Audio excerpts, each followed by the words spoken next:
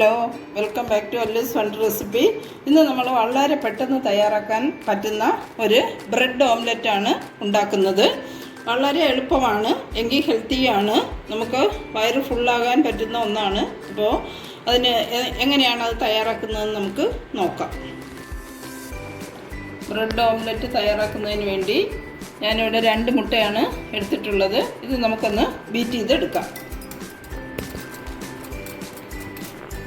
ഇതിലേക്ക് ഒരല്പം പാൽ കൂടി 2 സ്പൂൺ പാൽ കൂടി ചേർത്ത് കൊടുക്കാം.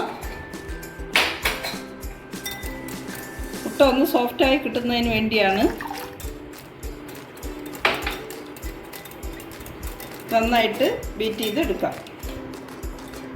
ബീറ്റ് ചെയ്ത മുട്ടയിലേക്ക് ഒരല്പം കുരുമുളക് പൊടി ഇട്ട് കൊടുക്കുന്നു, എരിക്കനുസരിച്ച്. പിന്നെ ഉപ്പ്, മുട്ടയ്ക്ക് ആവശ്യമായ ഉപ്പ് കൂടിപ്പോകരുത്. അത് കഴിഞ്ഞിട്ട് നമ്മൾ ചോപ്പ് ചെയ്ത് വെച്ചിരിക്കുന്ന ഉള്ളി, സവാള അല്ലെങ്കിൽ ചെറിയ ഉള്ളി ആയാലും നമുക്ക് ഉപയോഗിക്കാം. സവാള ചേർക്കുന്നു. ഒരു പച്ചമുളക് ചെറുതായിട്ട് അരിഞ്ഞത്, പിന്നെ ഇഞ്ചി, കറിവേപ്പില, ഇത് എല്ലാം കൂടി ചേർത്ത് നമുക്ക് നന്നായിട്ടൊന്ന് മിക്സ് ചെയ്തെടുക്കാം.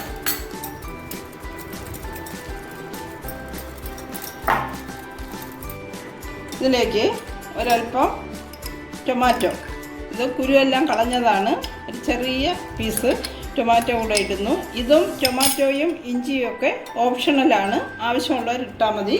ഇഞ്ചി ഇടുമ്പോൾ ഒരു പ്രത്യേക ടേസ്റ്റാണ്, അതുകൊണ്ടാണ് ഒരല്പം ഇഞ്ചിയാണ് ചേർത്തിട്ടുള്ളത്. ഇനി ഇത് നമുക്ക് മാറ്റി വയ്ക്കാം. ഇവിടെ 2 ബ്രെഡാണ് എടുത്തിട്ടുള്ളത്.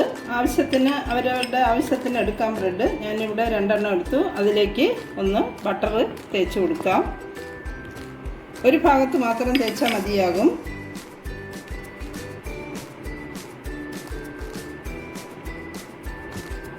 കുറച്ച് നന്നായിട്ട് ബട്ടർ തേക്കുക.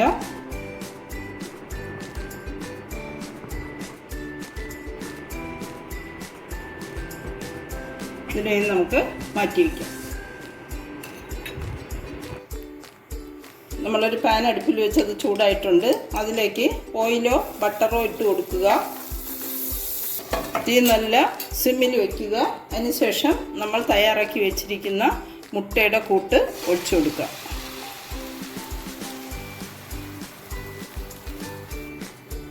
സിമ്മിലാണ് ഇരിക്കുന്ന തീ. നമ്മൾ തയ്യാറാക്കി വെച്ചിരിക്കുന്ന ബ്രെഡ് ഇതിലേക്ക് വെച്ച് കൊടുക്കാം. ബട്ടറുള്ള ഭാഗം മുകളിൽ വരണം. വെച്ച് കൊടുക്കാം.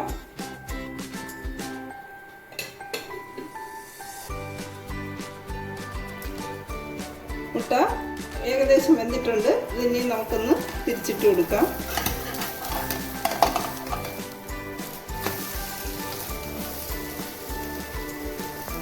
മറുഭാഗം കൂടി വേവട്ടെ.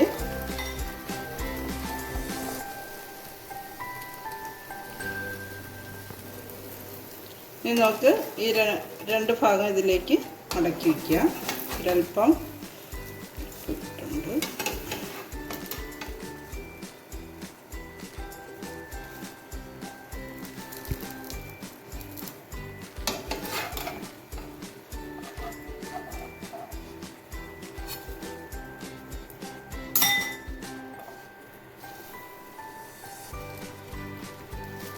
ഇങ്ങനെ മടക്കി വയ്ക്കുക.